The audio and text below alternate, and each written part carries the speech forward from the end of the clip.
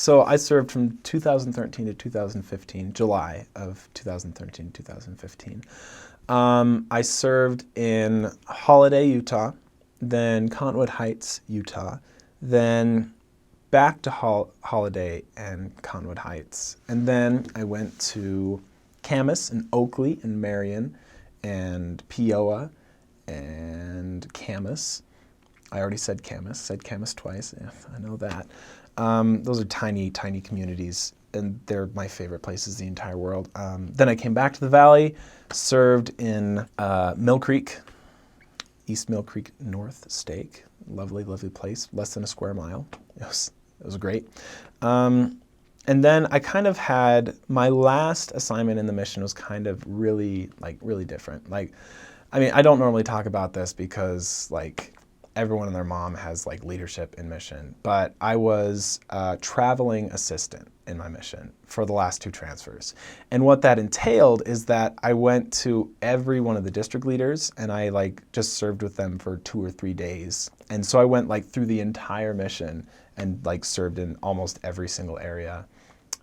And that was really, really interesting because there were just so many areas and so many entire townships that I'd never even set foot in. And now I was part of it, and I was going with these missionaries who knew what they were doing and trying to help them, and just seeing really all of the people that we serve and not just the ones that I got to see.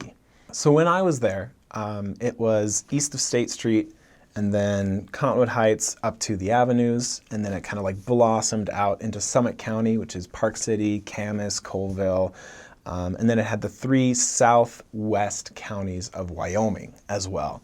And that was when we got the mission call and we looked at the area map, we're like, oh, what is he going to do in Salt Lake? Oh no, he's got a big chunk of Wyoming. That's good. He'll probably serve a lot of time there. There's one zone in the whole area that we have in Wyoming because it's just desolate and it's wonderful. Wyoming was the promised land. People really liked getting out of the Salt Lake Valley and getting up to the more rustic side of our mission boundaries. It was a lovely, lovely place, except in winter because it would kill you. Some missionaries have stories of running into Jehovah's Witnesses missionaries and having confrontations with them, but the closest I ever got was someone said, oh yeah, I saw some Jehovah's Witnesses missionaries 3 streets up, and when we went to go check, be like, oh man, we never seen them before, they were gone. So, but it's really, I would always characterize it as the spiritual desert, because you're either hot or you're cold. You're either in the gospel and you're going to church and you're doing all sorts of good and you're loving people, or you're at least going to church and maybe not any else of the above, or you just are not at all interested in that. It was just the people who were interested, and they'd get baptized like that, or they were already members, or they would come back really quickly. And the people who weren't interested let you know immediately, and sometimes aggressively, that they were not interested. And so it was a very just strange climate to work in, because you'd be walking down the street and you get people that drive by in trucks and they'd be like, "Hail Satan," and you're like, "Oh," and then you have a car 10 seconds later going like, "Hey missionaries, what's up?" They're like rock stars to the members. You'd go into restaurants and 4 people would try and pay for your meal, or you'd be crossing the street and some kid would just flip you off and kick the front of the car. And it's like, what in the world is going on with these people? Why do they always have opinions about us? Why can't they just It was always so nice when you knock on a door of somebody that just moved in and be like, "Oh yeah, I'm from Nebraska. Never really heard of Mormons before." You're like, "What the heck? Do you want to hear a message about Jesus Christ?" And to be like, "Oh yeah, come on in." This is beautiful. They're untainted by the hatred, or, maybe not hatred, but there's plenty of that. But I'd say that the majority of the people who weren't interested in what we had to say were very polite about it.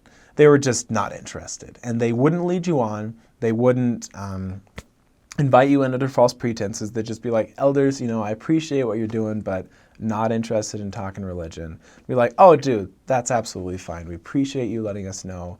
And it was just the very small minority that would swear us off porches or try and hit us with cars. That didn't happen very often. But it's the land of extremes. It's what the desert is.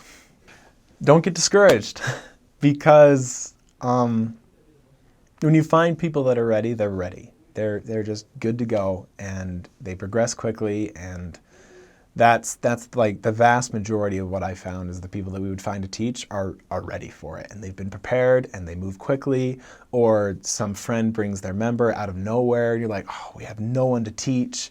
And if you just keep working, like the Lord puts people in your path to teach. The thing about Salt Lake City is we never tracted.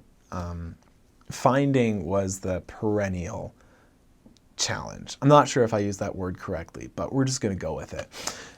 It was always so hard to find people to teach.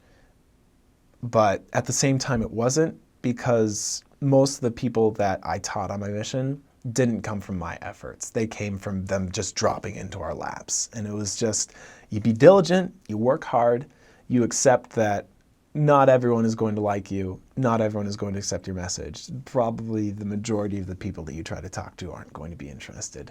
But as long as you keep going and as long as you have faith, then the Lord will give you people to teach. He will give you your heart's desire. If you want to teach, if you truly want to bring people to Christ, He'll put people in your path that need that and are ready for it. So we have the Salt Lake Temple. It's technically not in our mission because it's in the Temple Square mission, which is a completely separate mission, 200 sisters in like a block, which is kind of crazy. It's beautiful.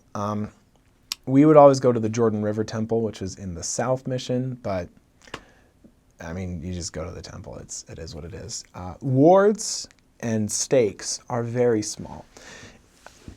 Like my first area, 3 stakes, 19 wards. It was not large. It was not large at all.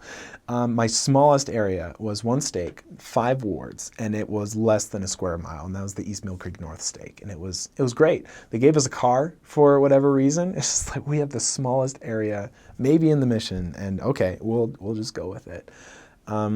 Sacrament meeting attendance is, as you might have guessed, numerous, just because there's so many members everywhere. Sometimes a ward is like 3 blocks, and 90% of the homes are members who are active and they come to church every Sunday.